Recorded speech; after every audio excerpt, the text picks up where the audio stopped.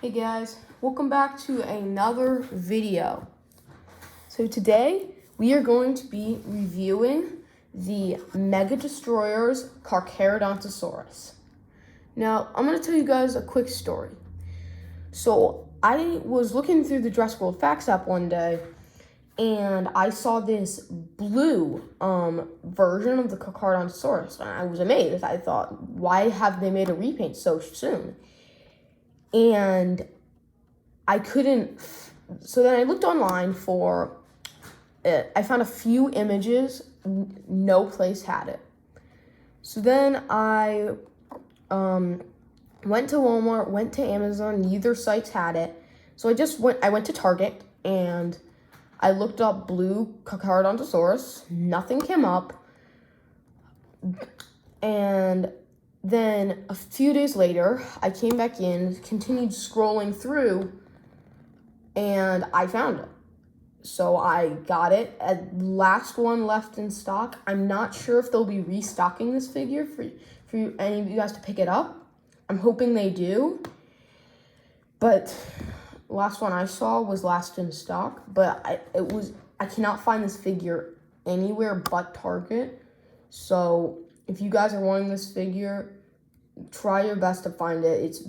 For me, it was very scarce, very hard to get. So it goes for about $20. But anyway, let's jump right into the video. Up to the head, you can see all of these really large bumps and horns and knobs on the top of the head, and I love that. The eye is this yellow color with the pupil isn't black like some of the other dinosaurs, which is a bit of a disappointment, but at the same time, the plastic in the background is very dark, so it's not super obvious when you're just looking at it kind of like this. It's not really very bothersome for me. But you can see we've got some like orange splotches down here. Starting here at the neck, we've got some of these spikes going all the way down the body, all the way down the tail, and then we've just got more of this like orange dry. We've got some orange dry brushing coming down and blending with the blue. Then some splotches of this like dark chocolate brown. Underneath the neck, you can see we have this like kind of cream color right under the neck, right under the jaw. Here inside the mouth, the upper jaw is painted in this glossy coat. The bottom jaw, tongue, is a glossy coat, and the teeth are all painted in an off-white color. Now this fleshy membrane over here, I really like this. They didn't paint it in the flesh color. I'm not sure if that was intentional or just kind of a lazy bit that they purposely didn't paint it, but I actually do really like the style of the fleshy membrane being the same color as the skin. I've always liked that. And then coming down to the body again, we just have more of these gigantic spikes, more of this splotching with the orange fading down into the body.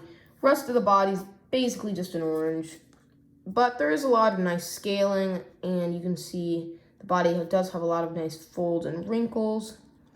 And the arms look powerful, though they are a little small. The claws, the hands are kind of flatter and less like just the claws stick straight in, and I did like that about this figure. Then the legs, we've got lots of wrinkles and muscle definition along the legs. The feet, the toe claws and hand claws aren't painted. Little disappointing, but not too bad. The feet are a little oversized, not too bad. Again, here is the scan code for anyone who wants to scan it into the Dress World Facts app. And under the feet, you've got just more wrinkles and really nice detailing, even on the bottom of the feet. So I just absolutely love this figure. It's really great. Then the bumps and spikes start to get really dull down here. Coming down to the tail, it's just this entire blue plastic. There's no paint on it, but we do continue with these spikes and ending right about here. The tail does have a curve. And coming on to articulation, the arms can pivot outward about that far and rotate 360 degrees. The legs can move back about that far, forward about that far. There's a locking mechanism here, and there's a pivot for stability. The ankles, I think, were supposed to rotate, so you do get a little bit of like kind of like side to side movement, but I'm glad to see that that joint's very tight. I've never liked ankle rotation. And the tail, side to side, up, down, and 360 degrees of rotation. Now with the figure I got, the joint was very tight, so I would be careful with that. Make sure you don't like snap the joint or anything.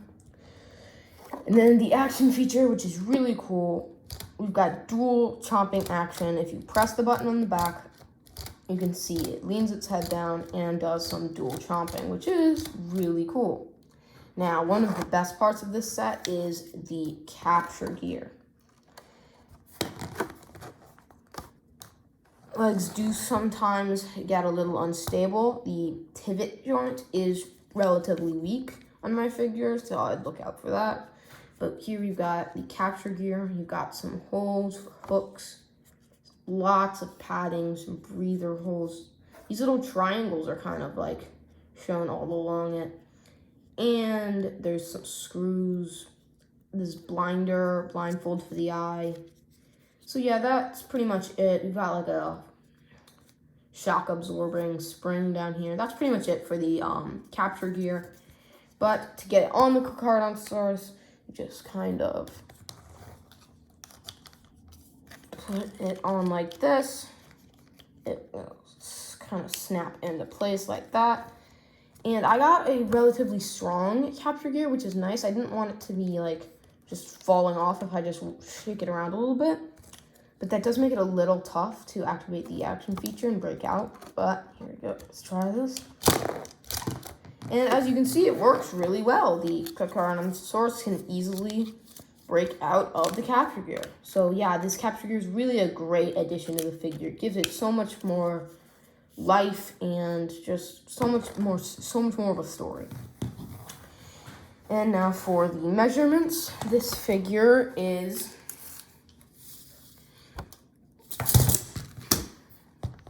as you can see, the pivot joint is a little weak. So this figure is just about 14 inches long, measuring by the curve of the tail, and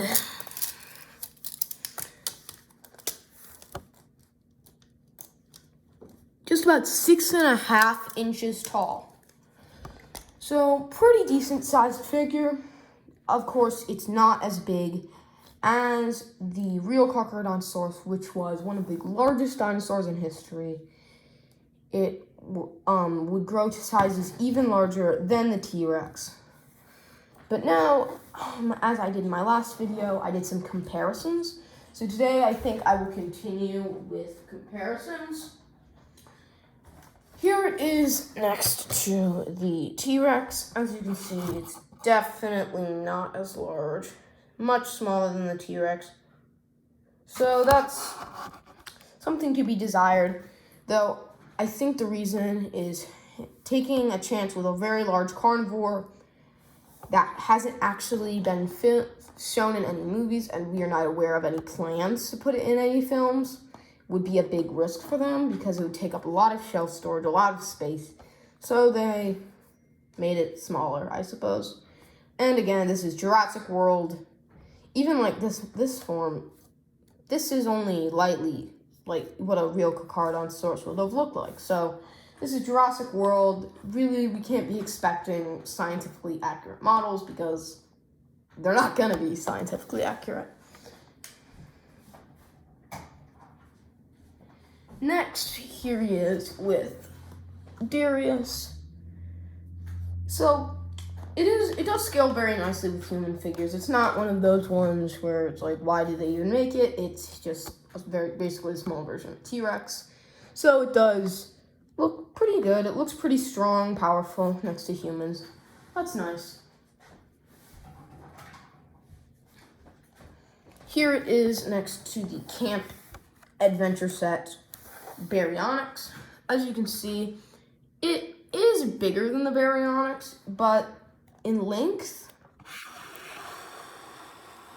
it really doesn't have that much on it, so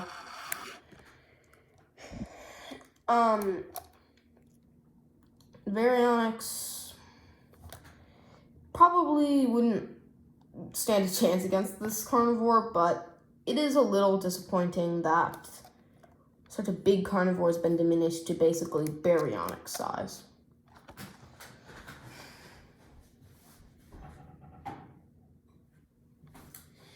And here it is with Blue from the Carcharodontosaurus clash set, which it's still, even though this figure is smaller than it would be in real life, it still completely dwarfs the Velociraptors. There's absolutely no chance of this thing being beaten by Velociraptors and something, but this figure still is not as big as it should be.